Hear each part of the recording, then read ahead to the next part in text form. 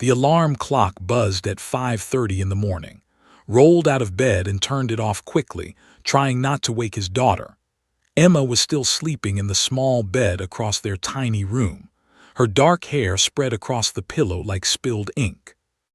Dressed quietly in his work clothes, he had to be at the repair shop by 7, but first he had something important to do.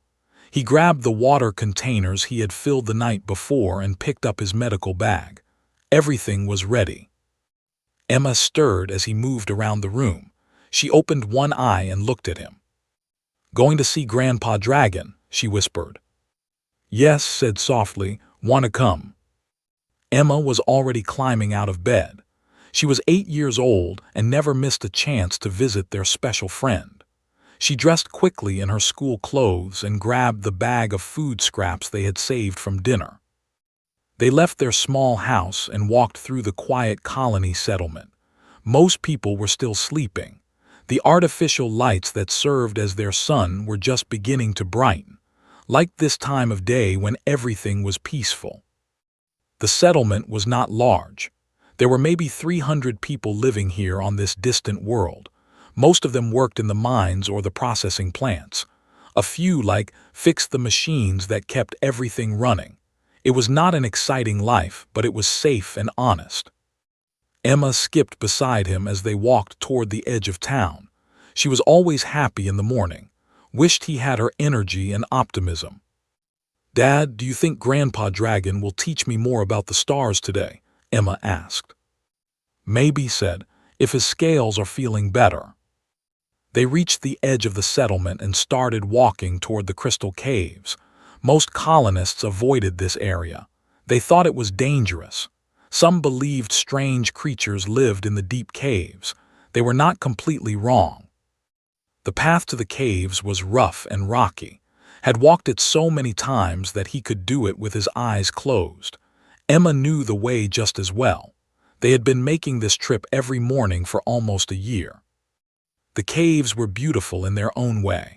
The walls sparkled with natural crystals that caught the light and threw it around in rainbow colors.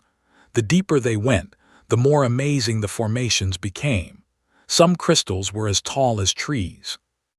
They walked for about 10 minutes before they reached the large chamber where their friend lived, called out softly, "Are you awake?" A deep rumbling sound came from the shadows. Then something huge moved in the darkness. Slowly, carefully, an enormous dragon stepped into the light. It was ancient. His scales had once been bright gold, but now they were faded and dull. Some of them were cracked and looked infected. His massive wings stayed folded against his sides because flying was too painful for him now, but his eyes were still sharp and intelligent. "Good morning," the dragon said in a voice like distant thunder. "Good morning, little Emma." Emma ran toward the dragon without any fear. She had been visiting since she was very small, and she loved him like family. The dragon lowered his enormous head so she could pat his nose.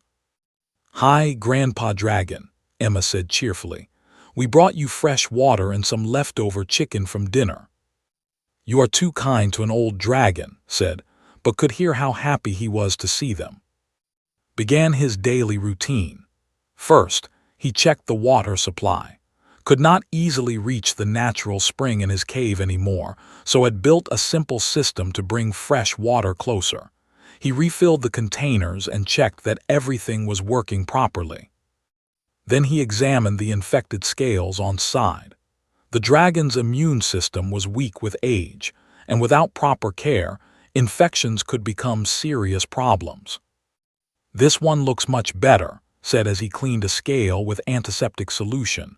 "The medicine is working." "I am grateful for your care," said. "No one else would bother with a useless old dragon." "You are not useless," Emma said firmly. She was exploring the cave while worked, looking at all the interesting things had collected over the centuries. The dragon had books and scrolls written in languages that no longer existed. He had pieces of technology from civilizations that had died out long ago. He had beautiful stones and crystals arranged in careful patterns that seemed to have special meaning. "What is this one?" Emma asked, pointing to a shiny metal tablet covered with strange symbols. "That is a map of all the star systems in this part of the galaxy," explained. "I made it myself 300 years ago when I was still important." Looked up from his work. The tablet was incredibly detailed. It showed not just planets and stars, but trade routes and political boundaries. Realized this information would be worth a fortune to merchants and explorers. "You made this yourself?" asked. His expression became sad. "Once, I was not just an old dragon hiding in a cave. I was a member of the Draconic Council. We governed this entire region of space. We made laws and kept peace between different species." "What happened to the council?" asked gently. "Time happened," said. "I grew old. My fire grew weak. My wings could not carry me between worlds anymore. The younger dragons said I was no longer useful. They formed a new council and forgot about me. Everyone forgot about me." Emma came back and hugged the dragon's huge head. "We did not forget about you. We found you instead." "Yes," said softly, "you found me." Finished treating the infected scales and packed up his medical supplies. He had to get to work soon, but he never rushed these morning visits. Was alone all day until they returned in the evening. "I have to go to the repair shop," said, "but we will come back after Emma finishes school." "You always come back," said, "even when the weather is bad, even when you are tired, even when other people say you are wasting time with a foolish old dragon."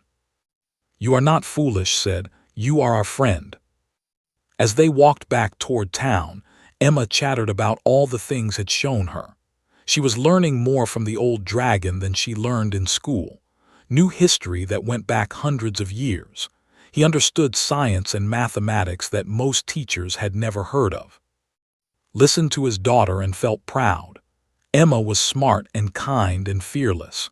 She treated everyone with respect, whether they were human or dragon or any other species. The other colonists did not understand daily visits to the cave. Some thought he was crazy for befriending a dragon. Others worried that the creature might be dangerous. Did not care what they thought. Needed help, so helped him. It was that simple. Back in the crystal cave, settled into his resting place. For the first time in many years, he was not lonely. He had a family now, even if it was an unusual one. A human mechanic, a bright little girl, and an ancient dragon. It should not have worked, but somehow it did.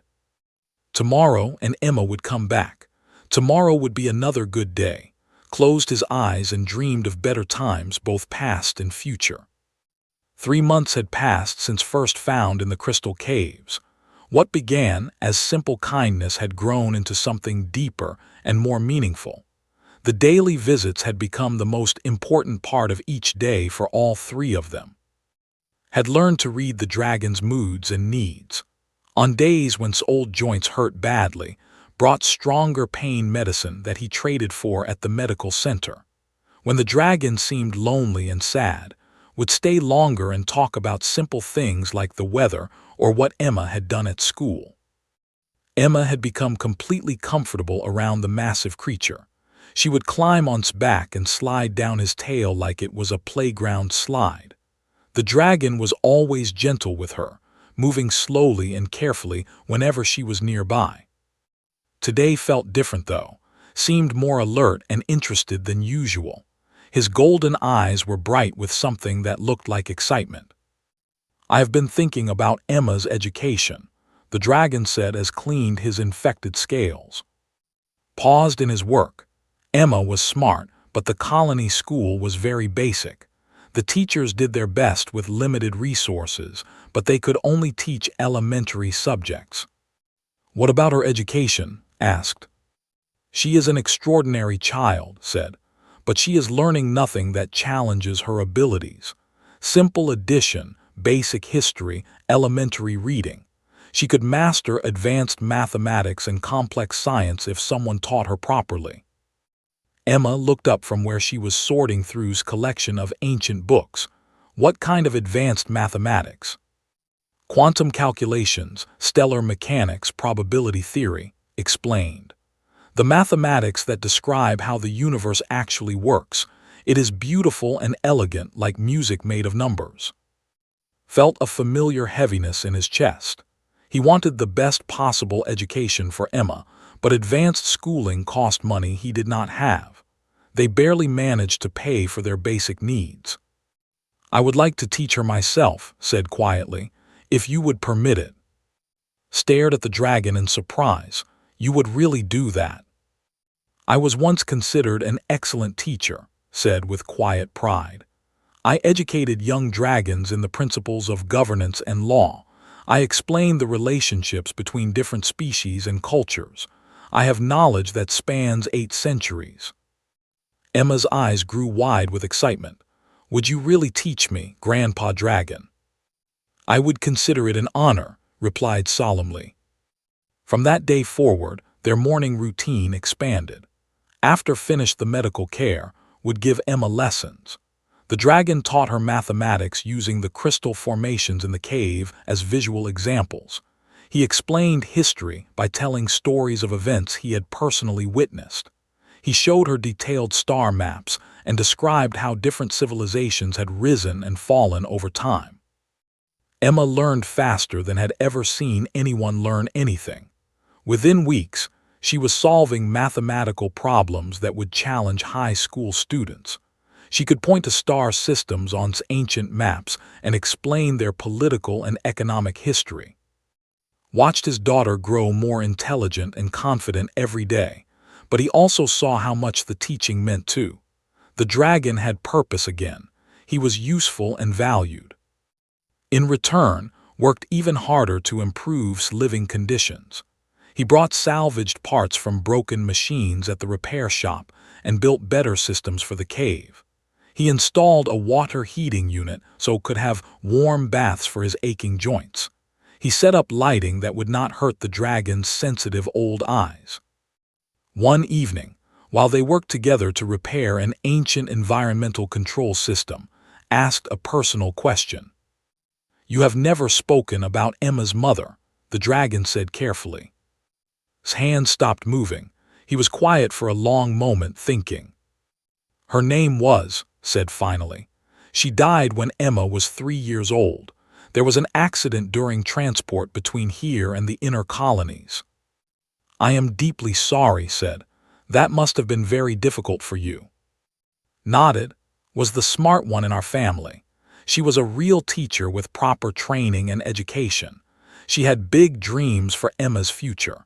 She wanted to save enough money so we could move to a better world with better schools and more opportunities. And now you carry those dreams alone." "I try my best," said, "but I am just a mechanic who fixes broken machines. I am not educated like was. I do not know how to give Emma the kind of life her mother wanted for her." Was quiet for a long time. Then he said, "You may not have formal education, but you possess something more valuable. You have wisdom and compassion. You see things that others miss." "What do you mean?" "Everyone else in this colony sees me as either a dangerous monster or a useless old creature," explained. "You saw someone who needed help and friendship. Everyone else sees Emma as just another colony child with limited prospects. You see her brilliant potential and work to nurture it. That kind of insight is not taught in schools." Felt a little better, but the worry remained. "I just want her to have choices in life. I want her to be able to become whatever she wants to become." "She will," said with complete certainty, "because she has you as her father and guide." As the weeks continued, the 3 of them became a true family unit. Emma would tell about her dreams of becoming a scientist or an explorer of distant worlds, would share stories of amazing places he had seen and incredible discoveries he had witnessed, would listen and fix things and make sure everyone stayed healthy and safe. The other colonists began to notice the changes happening. Emma was far ahead of her classmates in every subject at school, seemed happier and more confident than before. Some people were curious about these changes, but others became suspicious and worried. "It is not natural," overheard one neighbor whisper to another. "Spending so much time with that creature. What if it is dangerous to the child? The girl is probably being corrupted somehow, another person said. Dragons are not like us. They do not think the way normal people think. Tried to ignore the gossip and suspicious comments, but they bothered him. These people did not know at all. They had never seen the dragon's gentleness with Emma or experienced his vast knowledge and patient wisdom. They only saw their own fears and prejudices. One day, Emma came home from school looking upset and confused. Dad, my teacher said that dragons are naturally aggressive and selfish creatures. She said they only care about collecting treasure and dominating other species. Felt anger rise in his chest, but he kept his voice calm and gentle. What do you think about that, Emma, based on everything you know about? Emma thought about the question seriously. I think my teacher is completely wrong. Grandpa Dragon is the kindest and most generous person I know. He shares everything he has with us. He teaches me things because he wants to help me learn and grow, not because he expects anything back. You are absolutely right, said. Sometimes people believe things about others without actually knowing them personally. That does not seem fair, Emma said. No, agreed sadly. It is not fair at all, but that is how the world works sometimes. That night, sat in the crystal cave while Emma slept peacefully curled up against the dragon's warm side. The colonists are talking about us, said. I know, replied calmly. I have lived long enough to recognize the sounds of fear and prejudice. Does it bother you when they say those things? Considered the question carefully. Once, it would have made me very angry. I would have demanded respect and recognition. But now I have something much more valuable than respect from strangers.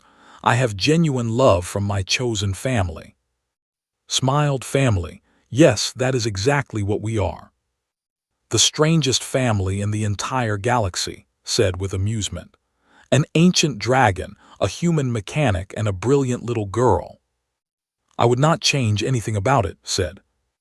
Neither would I, replied contentedly. Outside the cave, the colony settled into sleep under the artificial stars. None of the colonists knew that their quiet, predictable world was about to change in ways they could never imagine. Was deep inside the colony's main power generator, replacing a burned-out circuit board, when the warning alarms began to sound. Not emergency alarms that meant danger, but the notification signals that told everyone an unscheduled ship was approaching the settlement. He crawled out of the machine and wiped the grease from his hands. Around him, other workers were also stopping what they were doing and looking curious. Ships only visited their small colony twice a month, bringing supplies and mail from the inner worlds. Walked outside with the others to see what was happening. The ship that was landing on their small landing pad was completely different from anything he had ever seen there before. It was sleek and expensive looking, clearly built for speed rather than carrying cargo. The hull shone like a mirror, and the registration numbers showed it had come from Earth itself. Look at that thing, said Jake, one of the other mechanics who worked with. That ship probably cost more money than our whole colony makes in 5 years. Felt a cold, uncomfortable feeling in his stomach, but he could not explain why. The ship's doors opened smoothly and silently. 6 people stepped out first, and knew immediately they were professional bodyguards. They wore matching black suits that were obviously armored underneath. Their eyes moved constantly, checking for dangers and threats. They positioned themselves around the landing area with military precision. Then 3 more people emerged from the ship. These were clearly lawyers or business executives. They wore expensive clothes that looked completely out of place in the dusty, practical colony settlement. They carried briefcases and electronic devices. The leader of the group was a tall woman with gray hair pulled back severely. She approached the small crowd of curious colonists who had gathered to watch. We are looking for, she announced in a crisp, professional voice. We have urgent business matters to discuss with him. Felt the cold feeling spread through his entire body like ice water. No one in this colony knew his full name except Sarah, the colony administrator, who kept all personal records completely private. "What kind of business?" asked Sarah, who had just arrived to investigate the commotion. "Private business of a sensitive nature," the lawyer replied firmly. "Is Mr. present in this gathering?" Thought about running. For just a moment, he considered disappearing into the crystal caves and hiding with until these people gave up and went away. But Emma was at school, and he could never abandon his daughter. "I am," he said, stepping forward reluctantly. The lawyer studied his face very carefully, comparing it to something on her electronic device. Then she nodded with satisfaction. "Mr. I am Victoria Sterling, senior partner at Sterling, Blackwood and Associates. We represent the board of directors of Stellar Industries. We need to speak with you immediately regarding urgent corporate matters that cannot be delayed." Heard Jake gasp loudly behind him. Stellar Industries was one of the largest and most powerful corporations in all of human space. Everyone had heard of them. "I think you have made a mistake," said, trying to keep his voice steady. "I am just a mechanic who fixes machines. I do not have anything to do with big corporations." Victoria Sterling smiled, but it was not a warm or friendly smile. "Mr. Your father, David, who was the founder and chief executive officer of Stellar Industries, died 6 days ago.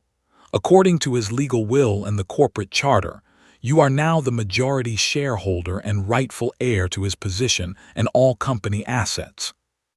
The other colonists stared at in complete shock and disbelief. Jake's mouth was hanging wide open. Felt like the ground was moving and shaking under his feet. "My father is dead." "Yes," Victoria said, her voice becoming slightly gentler. "I am very sorry for your loss, but time is extremely critical in this situation. The board of directors has been trying to maintain control of the company in your absence, but hostile takeover attempts have already begun. You must return to Earth immediately to claim your inheritance and protect your legal interests." "My interests," repeated. He felt like he was trapped in some kind of strange dream. "Mister, you are now one of the wealthiest people in all of human civilization," Victoria explained patiently. "Stellar Industries controls mining operations on over 200 worlds, manufacturing facilities in 50 different star systems, and transportation networks throughout the galaxy. The company employs approximately 30 million people." Sat down heavily on a nearby supply crate. His legs felt too weak to hold him up. "This cannot be real." "I understand this news is overwhelming and difficult to process," Victoria said, "but your father left very specific legal instructions. You are his only heir. The company and all its assets now belong to you." "Why did he not contact me before he died?" asked, his voice barely above a whisper. Victoria's expression became uncomfortable and awkward. "Mister, according to our records, you left your family home 18 years ago after serious disagreements with your father about company policies and practices. He hired private investigators to locate you several times over the years, but you had changed your identity very thoroughly and disappeared completely. He never stopped searching for you." Remembered those terrible arguments with his father. David had wanted to join the company and eventually take control of it, but had seen how Stellar Industries operated in those days. They exploited workers, destroyed environments, and cared only about making profits.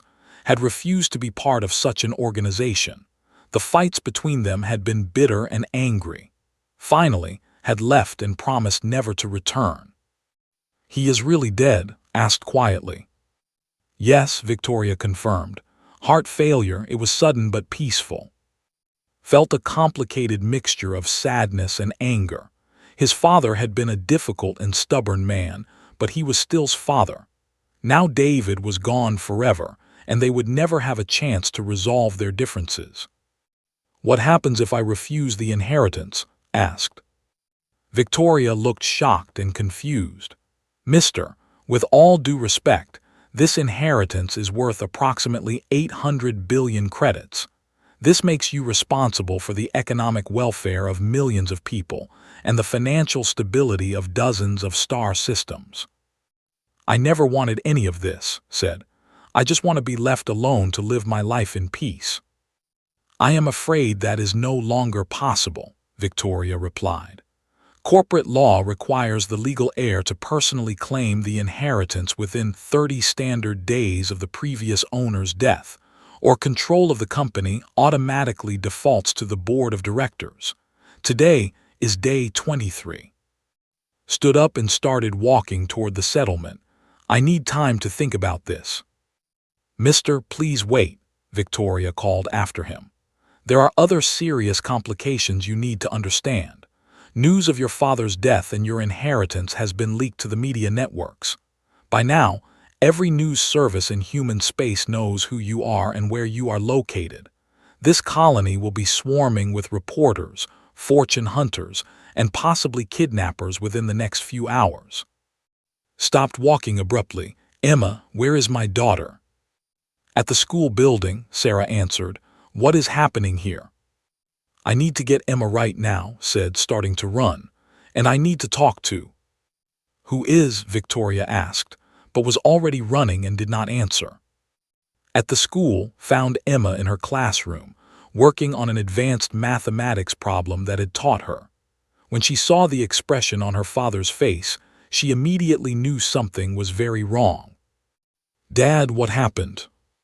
We need to leave right now, said urgently. Pack all your things, everything important.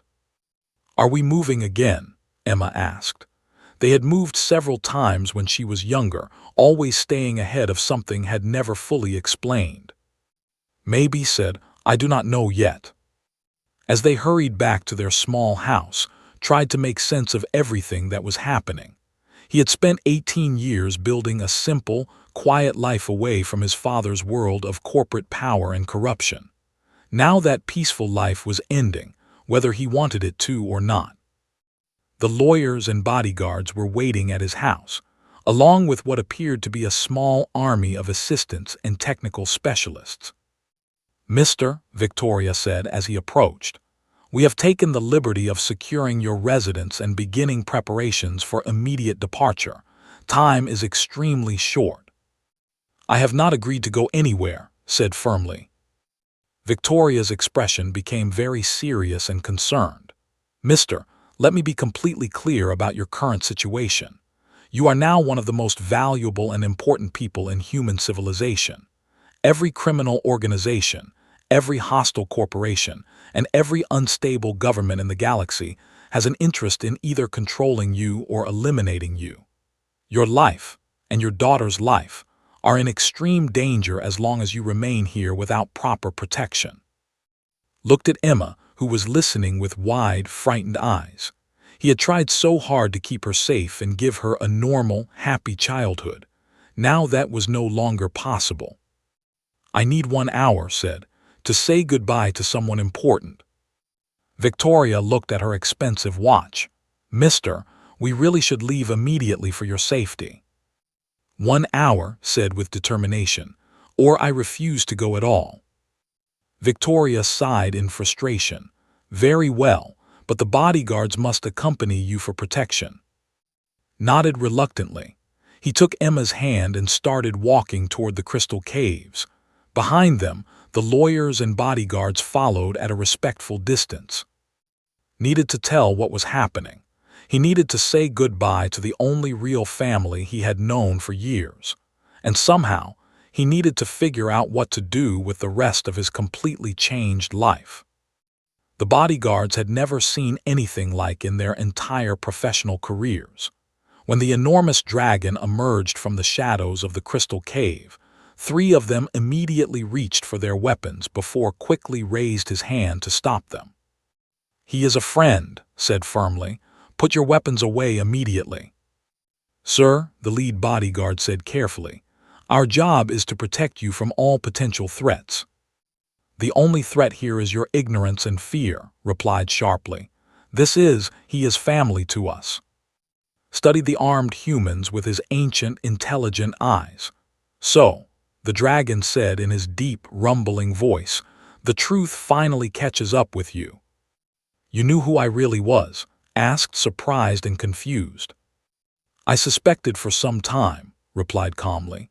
Your knowledge of advanced technology, despite claiming to be just a simple mechanic, your careful way of avoiding personal questions about your past, your obvious education, which you tried very hard to hide. These things suggested a very different background than the one you claimed. Emma ran to just as she always did, but today she was clearly upset and worried. Grandpa Dragon, they want to take us far away from you. Lowered his great head so Emma could hug his nose. I know, little one. I heard their flying machine arrive and land. Victoria Sterling stepped forward very cautiously. Could see she was struggling to process the sight of a small child casually embracing a creature that could easily swallow her whole. Mr. Victoria said, we really must discuss your situation privately and immediately. Anything you need to say to me, you can say in front of, replied without hesitation. Victoria looked extremely uncomfortable, but she continued. The board of directors has been running Stellar Industries since your father's death, but they are making decisions that will permanently damage the company's structure and long-term value. They are selling off profitable divisions to raise quick money, laying off thousands of experienced workers, and canceling research projects that took decades to develop. Maybe that is exactly what should happen, said. Maybe the company should be completely broken up and dissolved. Victoria looked shocked and horrified. Mister, if Stellar Industries collapses suddenly, it will cause economic chaos and disaster across dozens of star systems. Millions of people will lose their jobs and livelihoods. Entire colonies depend completely on company operations for their survival. Felt the enormous weight of responsibility settling on his shoulders like a crushing burden. I never wanted any of this. But you have it now, Victoria said. Whether you want it or not, you now control one of the most powerful corporations in human space. The question is what you are going to do with that incredible power. Watched this conversation with growing interest and concern. The dragon said slowly, "May I speak with you privately for a few minutes?" Nodded and walked deeper into the cave with. Emma stayed with the lawyers and bodyguards, asking them questions about their weapons and equipment with her usual fearless curiosity. "There is something very important I must tell you," said when they were alone. "Something I have not mentioned because it seemed unimportant until this moment." "What is it?" Gestured with one massive claw toward a pile of old documents and artifacts in the corner of the cave. Those are not just historical artifacts and ancient curiosities. They are legal documents with real power. Mining rights, territorial claims, trade agreements, diplomatic treaties. All of them signed by me when I was a member of the Draconic Council. Looked at the pile more carefully. What do they actually mean? They mean that I own significant and valuable portions of this entire star sector, explained calmly. When the old Draconic Council dissolved and disbanded 200 years ago, the territories and resources were never properly redistributed to new owners. According to galactic law, the original claims and agreements still have full legal force. Stared at the dragon in complete disbelief. "You are saying that you are wealthy." "I am saying that I own the legal mining rights to 17 different star systems, including several where your father's company has some of its largest and most profitable operations," said. "I am saying that I own the exclusive trade route licenses for most of the major shipping lanes between here and the core worlds. I am saying that what I possess in legal claims makes your inheritance look relatively modest." Sat down hard on a crystal formation. "You own all of this, and you have been living in a cave like a hermit." Made a sound that might have been laughter. "I forgot. I am very old, and my memory has been failing me for many years. I have been focused on the loneliness and physical pain of old age. Until you and Emma reminded me what it means to have purpose and family, I had completely forgotten that I was ever anything more than a dying, useless dragon. So you could have been living in luxury and comfort this entire time. Yes, said simply, but luxury without companionship is empty and meaningless. Wealth without love and friendship is worthless. You and Emma taught me that truth. Tried to process this incredible information. If you own all these valuable things, why have you not used them? Because I am one ancient dragon, and I am very tired, replied. I do not have the energy or the knowledge to manage business empires and commercial operations. I have been content to let others use my properties as long as they cause no great harm to people or environments. But you could change that arrangement if you wanted to. Yes, said meaningfully, with the right partner and ally. Understood what was suggesting. You want us to work together. I want my granddaughter to grow up in a galaxy where power is used for good instead of selfish greed, said. I want you to have the resources and authority to make the changes you believe in. I want to be useful and important again, but for the right reasons. They walked back to where the others were waiting. Emma had somehow convinced two of the serious bodyguards to let her examine their advanced weapons and communication equipment. Mr. Victoria said urgently, we really must leave very soon. Every minute we delay increases the risk to your safety and security. Looked at Emma, who was happily explaining galactic history to grown men with guns. He looked at, whose ancient eyes were bright with new hope and purpose. He thought about his father, who had died alone while trying to find his lost son. If I come back with you to Earth, said, what exactly would I have to do? Take legal control of the company, Victoria replied. Make the important decisions that only the majority shareholder can make. Restore stability to operations and protect the jobs and investments of millions of people. And if I wanted to change how the company operates, make it more ethical and responsible. Victoria looked very uncomfortable. That would certainly be your right as the owner, but Mr. Any major changes would have to be implemented very carefully and gradually. You are dealing with incredibly complex systems that affect many people's lives. What if I wanted to give away large parts of the company? Victoria went pale. Mr. I would strongly advise against any hasty decisions about disposal of valuable assets. The legal and economic implications would be enormous and potentially catastrophic. I am not talking about hasty decisions, said. I am talking about using the company's power and resources to actually help people instead of just making money for shareholders. One of the bodyguards spoke quietly into his communication device, then approached Victoria quickly. Ma'am, we are receiving reports of news crews and media ships heading toward this location. We really should depart immediately. Made his decision. I will come with you to Earth, but I have specific conditions that are not negotiable. What conditions? Victoria asked nervously. Emma comes with me, obviously, and we arrange proper transport for to whatever world I am going to. Victoria stared at him in shock. Sir, you want to bring a dragon to Earth? Yes, said firmly and without doubt. I honestly do not know if that is legally possible. There are regulations, security concerns, diplomatic issues, immigration laws. Then figure out how to make it work, said. Or I stay here and let your hostile takeover attempts succeed. Victoria realized that was completely serious. I will make some urgent calls to our legal department. As the lawyers and bodyguards rushed around making complicated arrangements, sat with Emma, and in the crystal cave one final time. Are you scared, Dad? Emma asked honestly. Yes, admitted. I am scared of making terrible mistakes that hurt innocent people. I am scared of becoming someone I do not want to be. You will not let that happen, said confidently. You have something your father never possessed.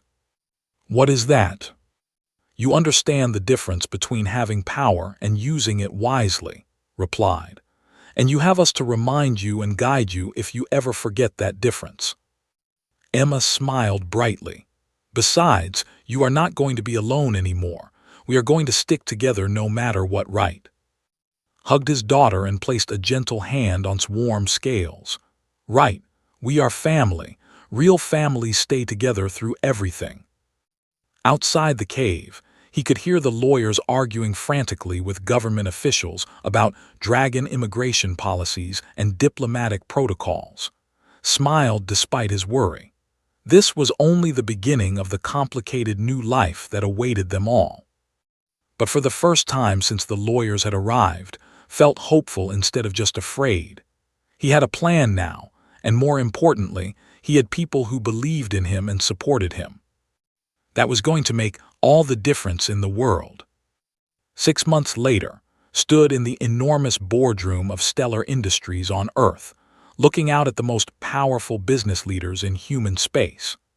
The massive conference table was surrounded by men and women who controlled trillions of credits and influenced the lives of billions of people across the galaxy. They were definitely not happy with him. "Mr.," said Robert Harrison, the former acting chairman, "your proposal to dissolve the company and redistribute its assets is complete economic madness. You are talking about destroying 8 decades of careful business development and growth." "I am talking about using our resources to actually help people instead of exploiting them for profit," replied calmly. Victoria Sterling, who had become his chief legal advisor, spoke up from her seat. "The proposal has been carefully reviewed by our entire legal team. It is extremely complex but entirely feasible from a legal standpoint." "Legal maybe, but completely insane from a business perspective," said the head of mining operations. "You want to turn our most profitable divisions into worker-owned cooperatives. You want to give away our research and development to public universities. You want to transform one of the galaxy's largest corporations into some kind of charity organization." "Yes," said simply, "that is exactly what I want to do." The boardroom erupted in angry voices and heated arguments, waited patiently for them to finish shouting at each other. Through the large windows, could see the sprawling city of New Geneva spreading out below them. Millions of people lived and worked in those buildings. Many of them depended on Stellar Industries for their jobs and livelihoods. But also knew that many of those same people were barely paid enough to survive, while the company made enormous profits from their hard work. "Silence," said a new voice, deep and rumbling like distant thunder. Everyone in the room turned to look at, who lay curled in the specially enlarged section of the boardroom that had been constructed just for him. The dragon's presence still made most of the board members nervous and uncomfortable, even after 6 months of meetings. "You speak of madness," continued in his ancient voice, "but what is truly mad is continuing a system that creates vast wealth for a few people, while millions of others struggle to meet their basic needs." "With all due respect," Robert Harrison said very carefully, "this is a human company dealing with human economic systems. Perhaps dragons have different perspectives on these business matters." His golden eyes glowed with ancient fire and wisdom. "I have watched civilizations rise and fall for 800 years, human. I have seen what happens when power becomes concentrated in the hands of those who care only for their own benefit. Your species is young, but you are making exactly the same mistakes that destroyed empires far older and more advanced than yours."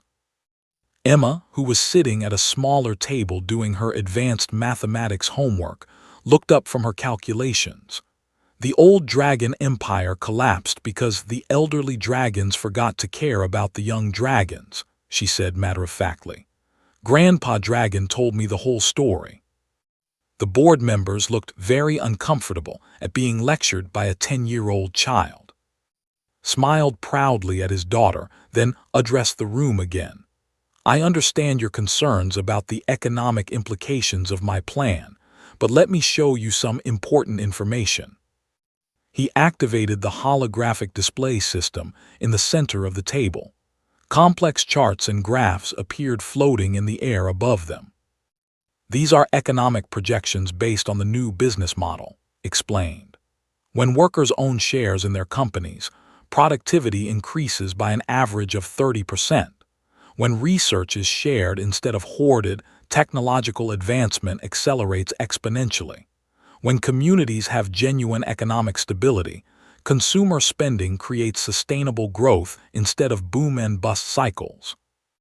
Victoria added, "We have also secured partnerships with the Draconic Mining Consortium, thanks to restored legal claims to 17 star systems. The combined resources of both organizations will create more wealth and more opportunities than either could achieve working alone. That is assuming the Draconic Consortium will honor agreements made by a single elderly dragon," said skeptically. Made a sound that might have been amusement.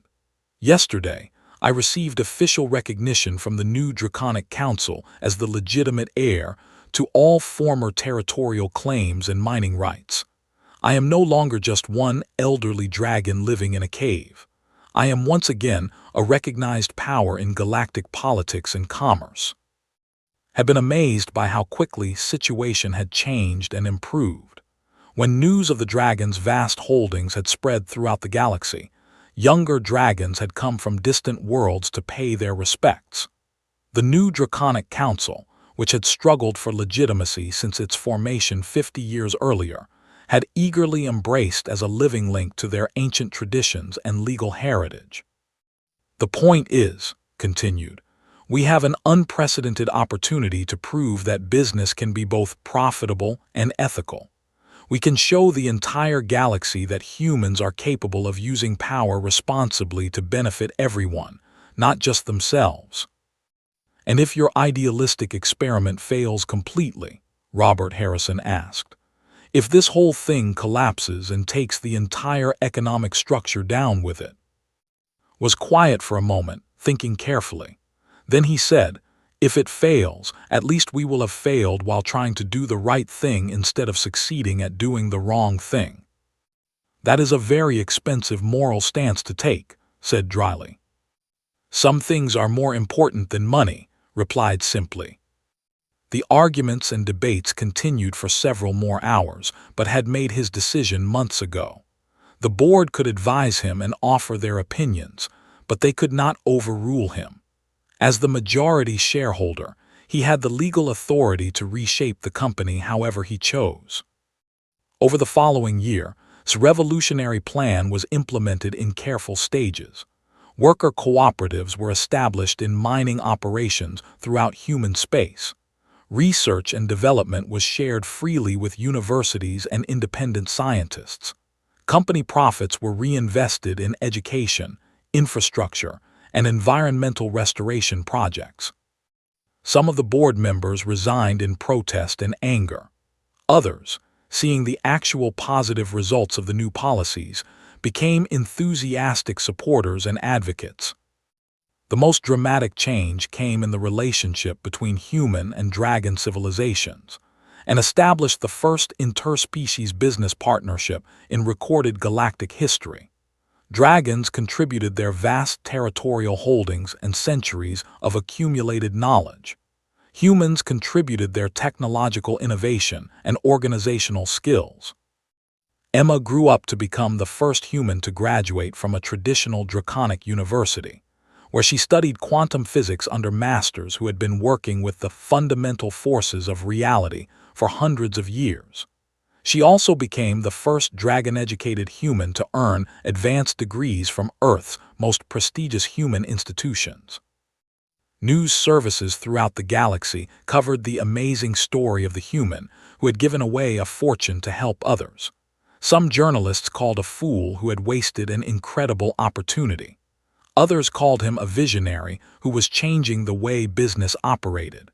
Most people just called him unusual and impossible to understand.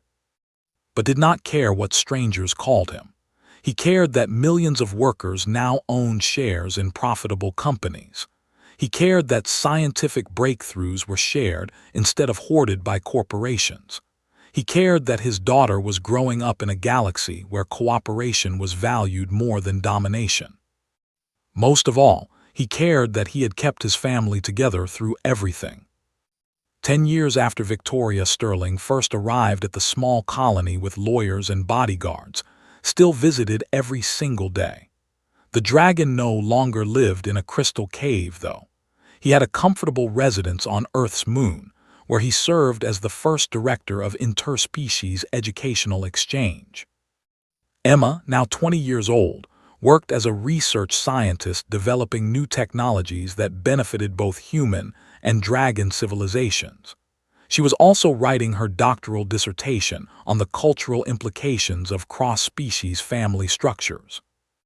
"Do you ever regret your decision?"